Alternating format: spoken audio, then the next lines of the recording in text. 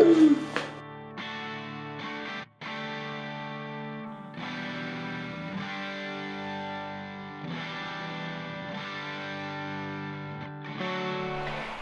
guys, I'm Cara, I'm mum to 25-month-old Ben, and welcome back to my channel. So today we are foraging with Ben on a kind of like river walk. You probably hear the river behind us. It's a great place for foraging things like mushrooms, hopefully, berries, different types of nuts, and we're just going to take you along with us and show you kind of how we connect Ben with nature. I have been on quite a few foraging courses, we have quite a lot of books, and we're super familiar with the kinds of things that grow in Scotland. So if you're thinking about doing this, it's a good idea to kind of get a little bit of knowledge before you head out to make sure that anything that you're picking up is safe. We have been foraging kind of throughout the year. For example, in kind of early summer, we collected elderflowers and Thomas made some super delicious elderflower cordial. I will link the recipe below for you in case you want to check that out, but it is awesome and we still have some now. We're actually coming to the end of our stock. So yeah, we're going to take you along with us today and show you some things that we like to eat from the forest. These are good, super juicy ripe ones. What's that? A bramble. A bramble. We always are super ambitious and want to collect enough to make a jam, but then we always just end up eating all of them. And so far we've never managed. Yeah, I know you want more. Ben, Daddy will bring you one. One of the easiest things to find at this time of the year in Scotland is blackberries, which we call brambles.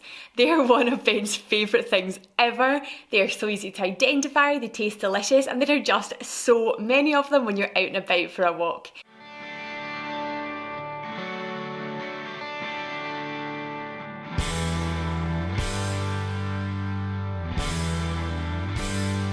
They're amazing on their own, they make delicious bramble crumble or of course jam. We collected around 1 kilo when we were on this trip and we made around 2.5 yummy pots of jam. I love foraging. I think it's a really sustainable way to eat as long as you respect what you're taking. It's also a great way to teach toddlers what they can and can't eat, connect them with nature, and there's just such satisfaction in making something from picking it to actually eating it. Yeah, we can have a wee look at it. It's a brown birch bolete. So this isn't necessarily the best mushroom for eating. The most delicious in my opinion are chanterelles and ceps, but we thought we'd take this one to show you. This one has been a little bit eaten by snails, but you can see the kind of spongy texture underneath. There are lots of things to help with identifying a fungi. You can look at the pattern on the underside, the stem, which type of woodland it's growing in, the spores that it drops onto paper, and how it reacts to being bruised. When it comes to mushrooms, we have this amazing book which features all mushrooms that you'll find in the UK. I will link it below along with the amazing foraging courses that we've done with Galloway Wild Foods. We learned so much. You can also get a super app to help identify mushrooms. We love to just fire our foraged mushrooms through a pan with some oil or butter, make pasta sauces or dry them for future sauces. Hawthorn berries are something to get creative with and are again super easy to identify. I think they taste like a mix between an avocado and a nut, but there are some amazing ketchup recipes online. They do have a very big stone in the middle though, so there's a lot of collecting needed. Beech nuts are another lovely little nutty treat. I also really like collecting things for Ben's loose park play when we're out and about, so beech nut shells, acorns, chestnuts are all amazing, but definitely when you're confident that your little one won't put these in their mouth. Ben, what do you have? Chestnuts.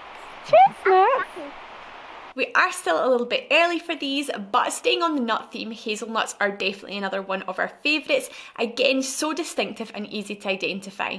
Rose hips also make an amazing jam. Thomas's mum made such a good one, but you do need loads of them and sometimes we're a little bit low on toddler patience. Daddy, what are you going to make? Ein Holunderbeeren-Essig. Thomas was primarily looking for elderberries on this walk to make a vinegar. Elderberry wine is also a super popular make.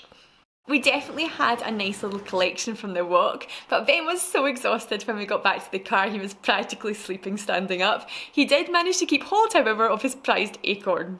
So I actually recorded the end of this video when we were out in the walk, but for some reason the audio didn't record, so we are back home. Please remember that if you are going out foraging, that you have a little bit of knowledge about what you can and can't eat, and also that you really respect nature. So the Woodland Trust, for example, has an amazing mushroom code and loads of information on how you can sustainably forage.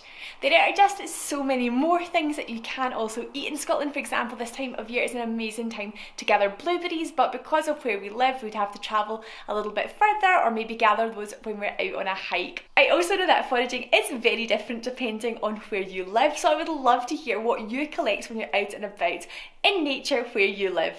Thank you so much for watching today's video. If you'd like to see more outdoor family adventures, please have a think about hitting the subscribe button, and if you've enjoyed today's video, please give it a thumbs up. I hope you'll join me again soon. Bye bye!